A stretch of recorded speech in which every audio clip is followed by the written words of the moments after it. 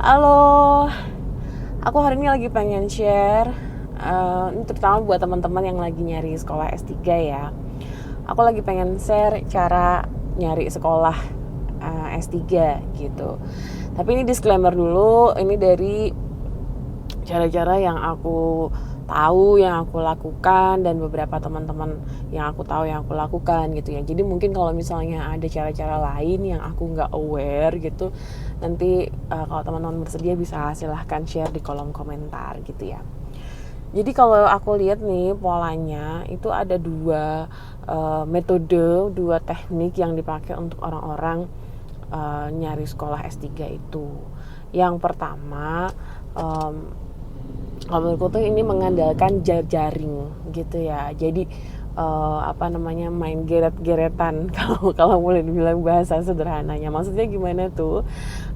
Aku menangkap banyak orang-orang itu yang dapat sekolah S3 itu karena direkomendasiin sama seniornya atau direkomendasiin sama koleganya, temennya gitu ya, di kampus atau di tempat kerja gitu.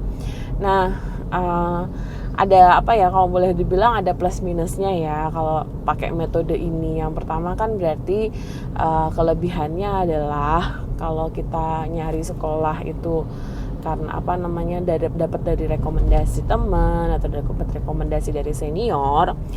Kelebihannya adalah ini udah kalau dibilang jejaringnya lebih dekat gitu. Jadi orang yang akan menjadi calon supervisor itu orang yang kalau boleh dibilang ada mutual friend-nya gitu kan. Jadi nanti kayak misalnya kalau ada isu saat belajar S3 atau ada kendala yang dihadapin gitu, setidaknya ada orang yang bisa kita mintain nasehatnya gitu ya, mintain pendapatnya tentang supervisor gitu. Jadi lebih gimana sih ya, modelnya kayak kalau kamu ini aja sih kenalan kerja sama temen dari kenalanmu kayak gitu. Nah itu kan mungkin udah ada sedikit kedekatannya lah ya, kedekatan sosialnya. Terus kelebihannya yang lain ya, karena ini adalah rekomendasi, mungkin misalnya dapat rekomendasi dari senior gitu ya, programnya tuh mungkin udah lebih familiar, udah lebih dikenal gitu karena udah biasa gitu kan. Apalagi kalau misalnya ini dari kampus tempat dulu seniornya juga ikut belajar di situ gitu. Jadi kalau udah bilang ini termasuk metode yang banyak banget dipakai oleh teman-temanku. Jadi minta rekomendasi. Biasanya tuh nanti caranya adalah kalau misalnya ada dosen tamu atau dosen asing lagi berkunjung ke kampus gitu ya, nanti bisa ngobrol sama senior, minta tolong dikenalin gitu. Dan aku pikir banyak kok senior yang terbuka gitu ya, yang sebenarnya ingin bantu teman-teman atau junior-juniornya dapat sekolah gitu. Tinggal ya kita ini aja stated explicitly, clearly gitu. Minusnya apa? Menurutku bukan minus sih ya, lebih ke tantangannya mungkin. Tantangannya itu adalah ya kita kan mengandalkan, kalau boleh dibilang jadinya mengandalkan rekomendasi orang gitu ya. Jadi mungkin kesempatannya nggak selalu ada gitu, karena kita menunggu rekomendasi dari hal-hal yang di luar kontrol kita. Itu aja sih. Jadi ya mungkin kalau pakai metode ini sih biasanya orang-orang tuh nggak hanya minta ke satu senior tapi lebih gitu, biar kesempatannya lebih banyak gitu ya. Jangan minta ke satu orang ini aja.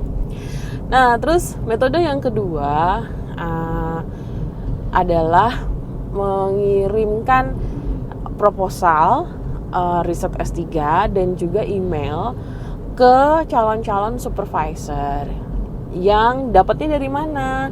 Ya mungkin dapatnya dari ketika kita nulis proposal gitu, kita melihat ada beberapa scholars yang kita kutip kajiannya gitu, yang kita kutip publikasinya, dan mungkin kalau misalnya kita ngerasa cocok, kenapa enggak kita kirim email gitu. Atau kalau misalnya teman-teman punya topik apa S3-nya, misalnya topiknya tentang ekonomi digital. Nah, nanti teman-teman bisa mulai searching dari kampus-kampus gitu ya, mau kampusnya di mana, terus cari scholar yang expert di bidang ekonomi digital. Atau bisa juga cari dari conference gitu ya, jadi cari conference tentang ekonomi digital, terus nanti bisa ngecek siapa aja keynote speakernya, panelisnya, ya itu bisa menjadi calon supervisor juga. Yang plus minusnya adalah, kalau plusnya, nah ini hal yang bisa dikontrol gitu, teman-teman bisa menargetkan ngirim proposal ke beberapa atau bahkan banyak calon supervisor gitu ya, tinggal kita memilih mana yang cocok dengan study plan kita gitu. Dan ini hal yang bisa dilakukan kalau udah punya proposal lama email, kirim hari ini aja gitu, kirim besok itu, jadi nggak nunggu orang lain gitu kan. Nah, terus ke tantangannya, kekurangannya apa, yaitu karena gini, orang yang kita belum pernah ketemu, mungkin nggak tahu, dia juga mungkin nggak tahu kita gitu ya, jadi ya belum ada interaksi sosial, belum ada ikatan sosialnya gitu. Dan biasanya sih kalau mengambil jalur ini, saranku sih bikin emailnya itu yang clear gitu ya, jelas, terus bisa menceritakan siapa profil kita karena kita belum dikenal juga gitu kan. Terus ya make a link gitu, karena email itu kan jadi satu-satunya cara kita untuk berkenalan dengan calon supervisor ini gitu kan. Nah itu, dan biasanya strategi yang lain itu ya kalau bisa gitu ya, sebelum mendaftar sekolah S3 mungkin ya casual aja, minta waktu untuk Zoom, minta waktu untuk meeting sebentar, diskusi tentang study plan-nya gitu. Dan menurutku banyak juga kok scholars yang ya menurutku open gitu ya, kalau mau diskusi dengan orang dia nggak kenal, selama mungkin misalnya proposalnya atau study plan-nya terkait dengan apa yang dia lagi kaji kayak gitu. Nah itu setidaknya ada 2 jalur yang biasa aku lihat gitu ya dari teman-teman yang mau lanjut S3. Nah, kalau dari aku sendiri misalnya, apa yang aku rekomendasiin, mana yang lebih bagus? Kalau aku sih nih ya teman-teman, merekomendasiin lakukan dua-duanya. Lakukan semuanya, bahkan kalau ada metode lain buat cari sekolah S3, coba aja gitu. Ini namanya rezeki gitu ya, sekolah S3 tuh kayak mencari jodoh gitu kan, namanya rezeki, namanya jodoh, kita nggak tahu. Kalau aku sih merasanya ya kita sebagai manusia tuh hanya bisa berusaha gitu, keputusan itu balik lagi ke bagaimana Allah memutuskan mana yang baik buat kita gitu. Jadi ya berusaha aja semaksimal mungkin gitu. Kalau misalnya tahu ada jalur lain, coba aja juga, kenapa enggak gitu. Cuman paling daripada nanti nyari sekolahnya membabi buta gitu ya, nanti malah jadinya nyesel ya, mungkin ketika memilih itu calon supervisor atau via kirim email atau dapat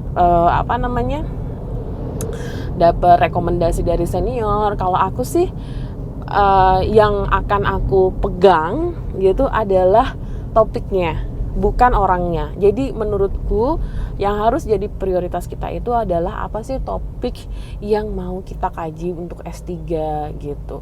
Karena S3 ini kan kesempatan kita untuk melakukan project riset kita sendiri gitu ya, walaupun ada beberapa riset yang emang nyantol ke project dosennya juga gitu. Tapi menurutku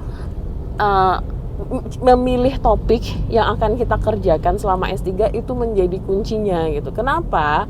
Karena bayangannya ini topik yang akan kita lakukan dalam waktu 3, 4, 5, 6 tahun ke depan kayak gitu loh, panjang banget gitu, ibaratnya tuh bisa kayak anak sekolah SD aja gitu kan.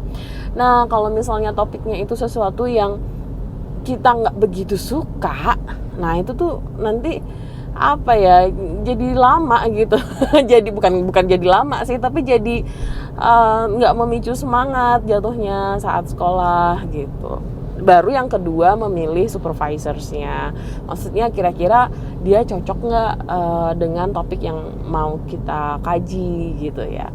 Nah Kalau bicara mengenai topik, nanti mungkin aku akan bahas lebih lanjut gimana sih cara memilih topik riset. Tapi mungkin sekarang itu dulu ya teman-teman terkait 2 jalur memilih sekolah S3. Mudah-mudahan bermanfaat. Makasih yang udah dengerin.